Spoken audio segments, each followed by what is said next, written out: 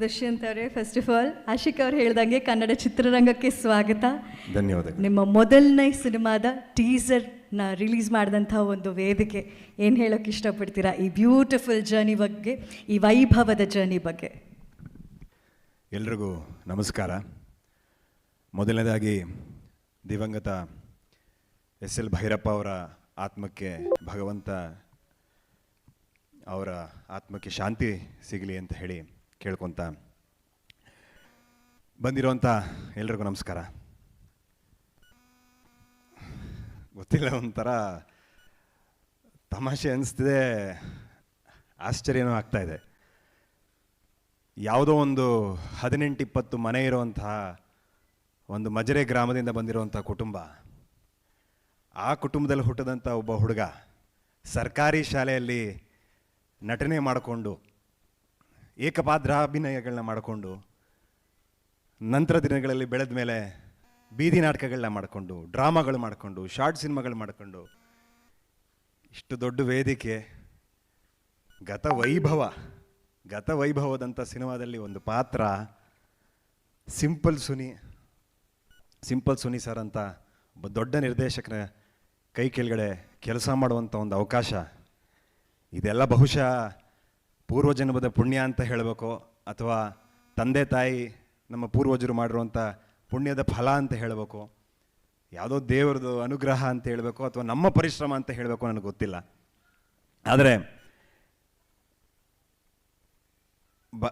ಆದರೆ ಭಾಳ ಸಂತೋಷನೂ ಆಗ್ತಾಯಿದೆ, ಆಶ್ಚರ್ಯನೂ ಆಗ್ತಾಯಿದೆ. ಬಹುಶಃ ನನಗಿನ್ನೂ ಜ್ಞಾಪಕ ಇದೆ, ಶಾಲೆಯಲ್ಲಿ ಓದ್ತಾ ಇದ್ದೆ. ಕ್ಷೌರದ ಅಂಗಡೀಲಿ ಎಲ್ಲರೂ ಒಂದು ಚಿತ್ರದ ಬಗ್ಗೆ ಚರ್ಚೆ ಮಾಡ್ತಾಯಿದ್ರು.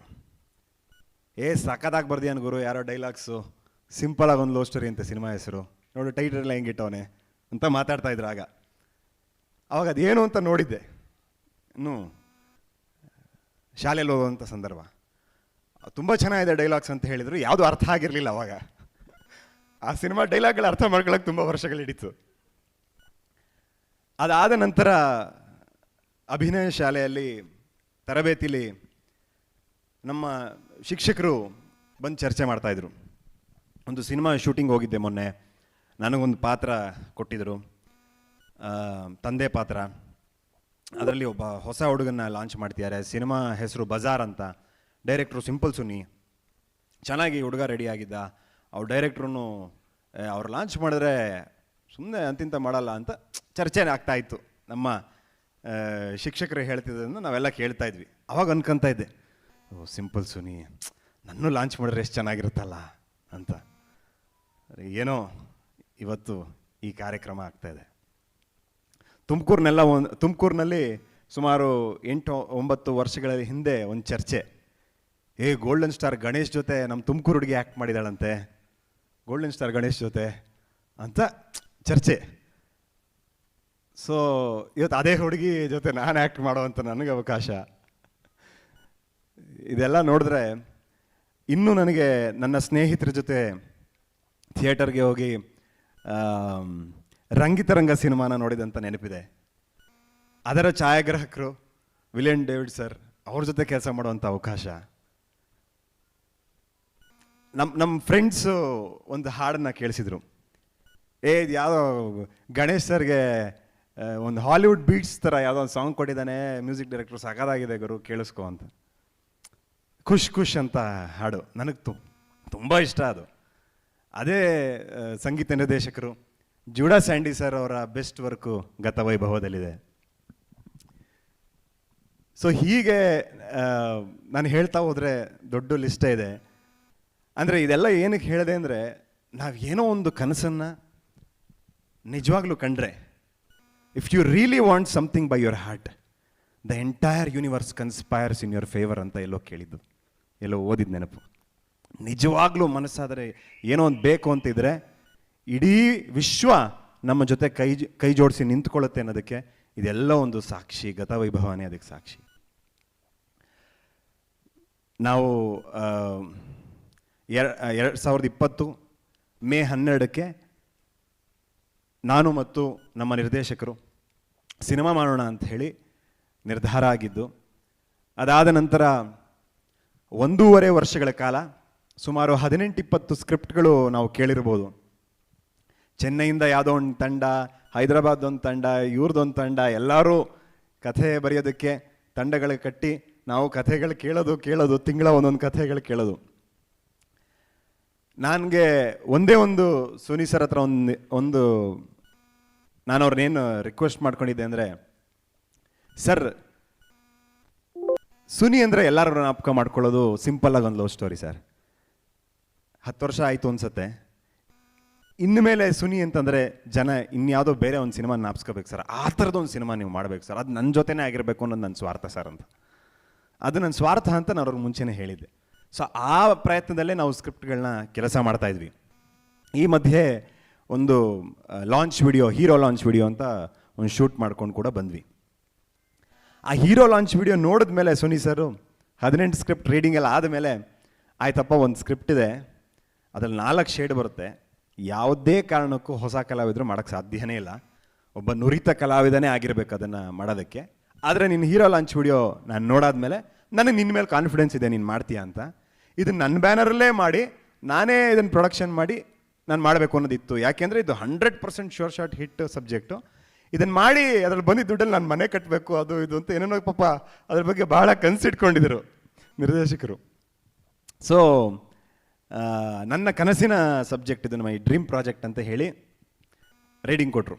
ಅಂತಂತ ದೊಡ್ಡ ರೈಟರ್ಸು, ಹೈದರಾಬಾದು, ಚೆನ್ನೈ ಎಲ್ಲ ರೈಟರ್ಸ್ಗಳು ಹೇಳಿದಂಥ 18 ಕಥೆಗಳು ಅಷ್ಟು ವರ್ಷಗಳ ಕಾಲ 1.5 ವರ್ಷ ಓಕೆ ಆಗಲಿಲ್ಲದೆ ಇರೋವಂಥದ್ದು, ಇವರು ಒಂದೇ ರೀಡಿಂಗಿಗೆ ಗತವೈಭವ ಕತೆ ಫೈನಲ್ ಆಯಿತು, ಲಾಕ್ ಆಯಿತು. ಸೊ ಅಲ್ಲಿಗೆ ಇದೇ ಮಾಡೋದು ಅಂತ ನಿರ್ಧಾರ ಆಗಿ ಕೆಲಸ ಪ್ರಾರಂಭ ಆಯಿತು. ಅದು ಐ ಥಿಂಕ್ 2021 ವರ್ಷದ ಅಂತ್ಯಕ್ಕೆ ಆಗಿದ್ದಂಥದ್ದು. ಅದಾದ ನಂತರ 2022 ಫೆಬ್ರವರಿ 28 ನಿಮ್ಗಳ ಮುಂದೆ ನಾವು ಹೀರೋ ಲಾಂಚ್ ವಿಡಿಯೋನ ಬಿಡುಗಡೆ ಮಾಡಿದ್ವಿ. ಮತ್ತು ಅದೇ ವರ್ಷ ಶೂಟಿಂಗ್ ಪ್ರಾರಂಭ ಆಯಿತು. More than 100 days of shoot, 100 ದಿನಗಳಿಗಿಂತ ಹೆಚ್ಚು ನಾವು ಶೂಟಿಂಗ್ ಮಾಡಿದ್ದೀವಿ. ಬೇರೆ ಬೇರೆ ಶೇಡ್ಸ್ ಮಂಗಳೂರಿನಲ್ಲಿ, ಕುಂದಾಪುರದಲ್ಲಿ ಮತ್ತು ಕಾರೈಕುಡಿಯಲ್ಲಿ.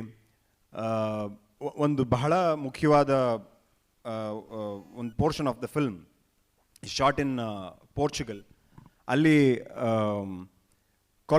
ಕ್ರಿಸ್ಟೋಫರ್ ಕೊಲಂಬಸ್ ಅವರ ರೆಪ್ಲಿಕಾ ಶಿಪ್, 400-500 ವರ್ಷದಿಂದ ಅವರೇನು ಉಪಯೋಗಿಸಿದ್ರು ಅದರದ ಶಿಪ್ನ ರೆಪ್ಲಿಕಾ ಮಾಡಿ ಒಂದು ಶಿಪ್ ಇಟ್ಟಿದ್ದಾರೆ. ಅದು ಒಂದು ಒಂದು ಐಲ್ಯಾಂಡಲ್ಲಿ, ಸಣ್ಣದೊಂದು ದ್ವೀಪದಲ್ಲಿತ್ತು. ಸೊ ಅದನ್ನು ಹುಡುಕಿ ನಾವು ಟ್ರ್ಯಾಕ್ ಮಾಡಿ ಅಲ್ಲಿಗೆ ಹೋಗಿ ಅಲ್ಲಿ ಶೂಟ್ ಮಾಡ್ಕೊಂಬಂದ್ವಿ. ಅಲ್ಲಿ ಶೂಟ್ ಮಾಡೋದಕ್ಕೆ ಎಲ್ಲದೂ ಲಿಸ್ಬನ್ನಿಂದ, ಸಣ್ಣ ಪುಟ್ಟದು ಲಿಸ್ಬನ್ನಿಂದ ತರಿಸ್ಬೇಕಿತ್ತು. ಅದೊಂದು ಸಣ್ಣ ದ್ವೀಪ ಅಷ್ಟೇ. ಸೊ ಅದರದ್ದೇ ಆದಂಥ ಚಾಲೆಂಜಸ್ಗಳಿತ್ತು. ಅದಾದ ನಂತರ ತುಂಬ VFX ಇರೋವಂಥ ಪೋರ್ಷನ್ ಇದೆ. ಅವರು ಹೇಳಿದಾಗೆ 1 ಗಂಟೆಗಳ ಕಾಲ VFX ಬರುತ್ತೆ ಸಿನಿಮಾದಲ್ಲಿ. ಇದೆಲ್ಲ ಕಾರಣಗಳಿಂದ ಸಿನಿಮಾಗೆ ಅದೇ ಕೆಲಸ, ಅದರದ್ದೇ ಆದಂಥ ಸಮಯ ಅದು ಹಿಡಿತು. ಬಟ್ ಮೊದಲು ಏನೋ ಅಂದ್ಕೊಂಡು ಶುರು ಮಾಡಿರ್ತೀವಿ, ಆಮೇಲೆ ಮತ್ತೇನೋ ಆಗಿರುತ್ತೆ. ಇದು ಹಾಗೆ ಆಯಿತು, ಆದರೆ ಸ್ವಲ್ಪ ಬೇರೆ ಥರ. ಮೊದಲು ನಾವು ಯಾವ ಥರದ ಸಿನಿಮಾ ಮಾಡಬೇಕು, ಏನು ಮಾಡಬೇಕು ಅಂದ್ಕೊಂಡಿದ್ವೋ, ಇವತ್ತು ಸಿನಿಮಾ ನೋಡಿದಾಗ ಇದೆಲ್ಲ ನಮ್ಮ ನಿರೀಕ್ಷೆಗೂ ಮೀರಿದಷ್ಟು ಚೆನ್ನಾಗಿ ಬಂದಿದೆ ಸಿನಿಮಾ ಅನ್ನೋದು ನಮಗೆ ಆ ಖುಷಿ ಇದೆ. ಸಿನಿಮಾ ಮುಗಿಸಾದ ಮೇಲೆ ಆ ಖುಷಿ ಇದೆ ನಮಗೆ.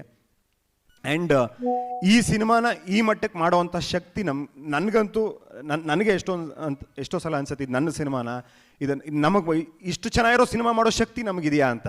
ಕೆಲವು ಸಿನಿಮಾಗಳು ಅಣ್ಣವ್ರು ಯಾವಾಗಲೂ ಹೇಳ್ತಿದ್ರು, ಸಿನಿಮಾಗೆ ಏನು ಬೇಕೋ ಅದೇ ತಗೊಳತ್ತಪ್ಪ ಅಂತ. ಹಾಗೆ ಈ ಸಿನಿಮಾಗೆ ಏನು ಬೇಕೋ ತಾನಾಗ್ತಾನೆ ಇದು ತೊಗೊತಾ ಹೋಯಿತು. ಇಷ್ಟು ಜರ್ನಿಯಲ್ಲಿ ನಾನು ಒಂದು ಮಾತು ಇವತ್ತು ಹೇಳ್ತೀನಿ. ಈ ಮಾತನ್ನು ಸಿನಿಮಾ ರಿಲೀಸ್ ಆದಮೇಲೆ ಮಾಧ್ಯಮದಲ್ಲಿ ಕೆಲವರು ನೀವು ಅದನ್ನು ಗುರುತಿಸಿ ನನಗೆ ಹೇಳ್ತೀರಾ, ಅದಕ್ಕೆ ಹೇಳ್ತಾ ಇದ್ದೀನಿ. ಒಂದು, ನಿರ್ದೇಶಕರ 10 ಸಿನಿಮಾಗಳು ರಿಲೀಸ್ ಆಗಿದೆ ಸಿಂಪಲ್ ಸುನಿ ಸರ್ದು. ಅವರ 10 ಸಿನಿಮಾಗಳಿಗಿಂತ ಇದು ಬೆಸ್ಟ್ ಸಿನಿಮಾ ಅಂತ ಹೇಳಿ ಒಂದು ಹೇಳ್ತೀರಾ ನೀವು ಸಿನಿಮಾ ರಿಲೀಸ್ ಆದಮೇಲೆ, ಮೊದಲನೇದು. ಎರಡನೇದು, ಆಶಿಕಾ ಅವ್ರದ್ದು 19 ಸಿನಿಮಾ ರಿಲೀಸ್ ಆಗಿದೆ, ಇದು 20ನೇ ಸಿನಿಮಾ. ಅವರ ಬೆಸ್ಟ್ ಎಲ್ಲ ಸಿನಿಮಾಗಳಲ್ಲೂ ಆಶಿಕಾ ತುಂಬ ಚೆನ್ನಾಗಿ ಕಾಣ್ತಿದ್ದಾರೆ, ತುಂಬ ಮುದ್ದಾದ ಹುಡುಗಿ, ಭಾಳ ಸೊಗಸಾಗಿ ಕಾಣ್ತಿದ್ದಾರೆ ಸ್ಕ್ರೀನ್ ಮೇಲೆ ಅಂತ ಹೇಳ್ತಿದ್ರು. ಬಟ್ ಈ ಸಿನಿಮಾದಲ್ಲಿ ಅವರು ಸೊಗಸಾಗಿ ಕಾಣೋದ್ರ ಜೊತೆಗೆ ಬಹಳ ಉತ್ತಮವಾದಂಥ ಅಭಿನಯ ಅವರು ಮಾಡಿದ್ದಾರೆ.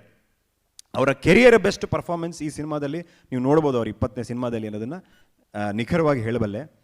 ಇದರ ಜೊತೆಗೆ ನಮ್ಮ ಜೂಡಾ ಸ್ಯಾಂಡಿ ಸರ್ ಅವರು 27 ಚಿತ್ರಗಳಲ್ಲಿ ಸಂಗೀತ ನಿರ್ದೇಶನ ಮಾಡಿರುವಂಥವ್ರು. ಅವರ ಬೆಸ್ಟ್ ವರ್ಕ್ ಈ ಸಿನಿಮಾದಲ್ಲಿದೆ. ಅದರ ಜೊತೆಗೆ ವಿಲಿಯಂ ಡೇವಿಡ್ ಸರ್ 6 ಸಿನಿಮಾಗಳು ಅವ್ರದ್ದು ಬಿಡುಗಡೆ ಆಗಿರುವಂಥದ್ದು. ಅವರ ಬೆಸ್ಟ್ ವರ್ಕ್ ಕೂಡ ಗತವೈಭವನೇ. ನಾನು ಹೇಳಿರೋಂಥ ಮಾತನ್ನು ನೀವು ದಯವಿಟ್ಟು ಇದನ್ನು ಜ್ಞಾಪಕ ಇಟ್ಕೊಳ್ಳಿ. ಸಿನಿಮಾ ರಿಲೀಸ್ ಆದಮೇಲೆ ಮತ್ತೆ ಈ ವಿಚಾರವಾಗಿ ನಾವು ಚರ್ಚೆ ಮಾಡೋಣ. ಒಂದು ನಾನು ಇವ್ರಿಗೆಲ್ಲರಿಗೂ ಧನ್ಯವಾದ ಹೇಳೋಕ್ಕೆ ಇಷ್ಟಪಡ್ತೀನಿ. ನಮ್ಮ ಹೇಳ್ತಾ ಹೋದರೆ ತುಂಬ ಹೆಸರುಗಳಿದ್ದಾವೆ. ನಮ್ಮ ಪ್ರೊಡಕ್ಷನ್ ಮ್ಯಾನೇಜರ್ ದೇವಣ್ಣ ಆಗಿರ್ಬೋದು, ನಮ್ಮ ಹೇರ್ ಸ್ಟೈಲಿಸ್ಟು, ನಮ್ಮ ಮೇಕಪ್ ಅವರು, ನಮ್ಮ ಕಾಸ್ಟ್ಯೂಮ್ ದಯಣ್ಣ, ವರ್ಷಿಣಿ ಅವರು, ನಮ್ಮ ನಿರ್ಮಲ್ VFX. ಆ್ಯಕ್ಚುಲಿ ನಿರ್ಮಲ್ ಬಗ್ಗೆ ವಿಶೇಷವಾಗಿ ಹೇಳಬೇಕು, ಅವರು ದೊಡ್ಡ ದೊಡ್ಡ ಹಾಲಿವುಡ್ ಸಿನಿಮಾಗಳನ್ನ ಮಾಡ್ತಿದ್ದಂಥವ್ರು. ಒಮ್ಮೆ ಅವ್ರನ್ನ ಭೇಟಿಯಾಗಿ ನೀವೇನಕ್ಕೆ ನಮ್ಮ ಕನ್ನಡದಲ್ಲಿ ನೀವು ಸಿನಿಮಾಗಳು ಮಾಡಬಾರ್ದು, ಎಲ್ಲೆಲ್ಲೋ ಮಾಡ್ತಾ ಇದ್ದೀರಾ, ನಮ್ಮೂರಲ್ಲಿ ನಾವೇನೋ ಒಂದು ಸಾಧಿಸಿ ಇಲ್ಲಿ ಹೆಸರು ಮಾಡಬೇಕಲ್ಲ ಅಂತೇಳಿ ಒಮ್ಮೆ ಚರ್ಚೆ ಮಾಡಿದ್ವಿ. ಅವ್ರಿಗೂ ಕೂಡ ಅದು ಆಸಕ್ತಿ ಇತ್ತು. ಇಲ್ಲ, ನಮಗೆ ಟೈಮು ಮತ್ತು ಬಜೆಟ್ ಕೊಡಬೇಕು, ಇವೆರಡು ವಿಚಾರದಲ್ಲಿ ನಮಗೆ ತೃಪ್ತಿಪಡಿಸಿದ್ರೆ ನಾವು ಒಳ್ಳೆ ಪ್ರಾಡಕ್ಟ್ ಮಾಡ್ತೀವಿ ಕನ್ನಡ ಇಂಡಸ್ಟ್ರಿಗೆ ಅಂತ ಹೇಳಿದರು. ಅದಾದಮೇಲೆ ಅವರು ಇಂಡಿಯನ್ ಸಿನಿಮಾಗಳನ್ನ, ರಾಧೇಶ್ಯಾಮು ಮತ್ತು ಹಲವಾರು ಚಿತ್ರಗಳನ್ನ ಮಾಡಿದ್ರು ಇಲ್ಲಿ. ಈಗ ಕನ್ನಡದಲ್ಲೂ ಕೂಡ ವಿಕ್ರಾಂತ್ ರೋಣ ಮಾಡಿದರು. ಈ ಗತವೈಭವನ ತುಂಬ ದೊಡ್ಡ ಮಟ್ಟದಲ್ಲಿ ಮಾಡ್ತಾ ಇದ್ದಾರೆ. ಸೊ ಅವ್ರಿಗೆ ನಾನು ತುಂಬ ಥ್ಯಾಂಕ್ಸ್ ಹೇಳೋಕ್ಕೆ ಇಷ್ಟಪಡ್ತೀನಿ. ಆ್ಯಂಡ್ ವಿಲ್ಲಿ ಭಾಯ್, ನಮ್ಮ ಛಾಯಾಗ್ರಾಹಕರು ವಿಲಿಯಂ ಜಾನ್ ಡೇವಿಡ್ ಸರ್, ಅವ್ರ ಜೊತೆ ವರ್ಕ್ ಮಾಡುವಂತಹ ಒಂದು ಅವಕಾಶ ಸಿಕ್ಕಿದೆ. ನಾನು ನಿಜವಾಗ್ಲೂ ಹೇಳಬೇಕು, ಅವರು ಜಸ್ಟ್ ಛಾಯಾಗ್ರಹಣ ಅಲ್ಲದೆ ಓವರಾಲ್ ಸಿನಿಮಾ ನನ್ನದು, ಇಷ್ಟು ಮಾತ್ರ ನನ್ನ ಕೆಲಸ ಅಂತ ಯಾವತ್ತೂ ಯೋಚನೆ ಮಾಡಿಲ್ಲ. ಇಡೀ ಸಿನಿಮಾ ನಂದು ಅನ್ನೋಂಥ ಒಂದು ಭಾವನೆಯಲ್ಲಿ ಅವರು ಎಲ್ಲವನ್ನು ತ್ಯಾಗ ಮಾಡಿದ್ದಾರೆ, ಎಲ್ಲವನ್ನು ಅವ್ರು ಅರ್ಪಿಸಿದ್ದಾರೆ ಸಿನಿಮಾಗೆ ಅಂತ ಹೇಳ್ಬೋದು. ಆ್ಯಂಡ್ ಸುನಿ ಸರ್ ಬಹಳ ಪೀಕ್ನಲ್ಲಿರುವಂಥ, ಉತ್ತುಂಗದಲ್ಲಿರುವಂಥ ನಿರ್ದೇಶಕರು. ಅವರ 4-5 ವರ್ಷಗಳ ಕಾಲ ಅವರು ನನಗೆ ಸಮಯ ಕೊಟ್ಟಿದ್ದಾರೆ. ಕಥೆಗೆ 2 ವರ್ಷ ಸಮಯ ಕೊಟ್ಟರು. ಈಗ ಶೂಟಿಂಗ್ಗೆ ಮತ್ತು ಪ್ರೀ ಪ್ರೊಡಕ್ಷನ್, ಪೋಸ್ಟ್ ಪ್ರೊಡಕ್ಷನ್ ವರ್ಕ್ಗಳಿಗೆ 3 ವರ್ಷ ಸಮಯ ಕೊಟ್ಟರು. ಸೊ ಅವರ ಉತ್ತುಂಗದಲ್ಲಿರುವಂಥ ಸಂದರ್ಭದಲ್ಲೂ ಕೂಡ ಅವ್ರು ಇಷ್ಟು ಸಮಯ ಒಂದು ಚಿತ್ರ ಕೊಟ್ಟು ಅವ್ರು ಮಾಡಿರೋವಂಥದ್ದು. ಆ್ಯಂಡ್ ಸಣ್ಣ ಪುಟ್ಟದ್ದು ಕೂಡ ಅವರು ನಮಗೆ ಹೇಳಿಕೊಟ್ಟು, ನಾನು ಸುಮಾರು ವಿಚಾರಗಳು ಹೊಸಬಾಗಿರೋದ್ರಿಂದ ನನಗೆ ಗೊತ್ತಿರೋದಿಲ್ಲ. ಆ್ಯಂಡ್ ನಾನು ಬೆಂಗಳೂರಲ್ಲಿ ಹುಟ್ಟು ಬೆಳೆದಿರೋದು ಅಲ್ಲ, ನಾವು ಸಣ್ಣ ಊರಿಂದ ಬಂದಿರೋಂಥವ್ರು. ಎಷ್ಟೋ ವಿಚಾರಗಳು ಅವರಿಂದ ನಾನು ಕಲಿತಾ ಇದ್ದೀನಿ. ನನ್ನ ನಿರ್ದೇಶಕರಷ್ಟೇ ಆಗಿರಲ್ಲ, ನಾನು ಯಾವಾಗಲೂ ಹೇಳ್ತೀನಿ ಅವ್ರ ಬಗ್ಗೆ, ನನ್ನ ನಿರ್ದೇಶಕ ಗುರುಗರು ಅಂತ ಹೇಳ್ತೀನಿ. ಸೊ ಅವ್ರು ನನ್ನ ಗುರುಸ್ಥಾನದಲ್ಲಿ ಅವರಿದ್ದಾರೆ. ಗತವೈಭವದಂಥ ಒಂದು ಸಿನಿಮಾ ನನಗೆ, ನಾನು ಮುಂದೆ 10 ಸಿನಿಮಾಗಳು ಮಾಡ್ಬೋದು, ಆದರೆ ಗತವೈಭವದಂಥ ಒಂದು ಸಿನಿಮಾ ನನಗೆ ಕೊಟ್ಟಿದ್ದಕ್ಕೆ ನಾನು ಕೊನೆಯವರೆಗೂ ನಿಮಗೆ ಚಿರಋಣಿಯಾಗಿರ್ತೀನಿ ಸರ್.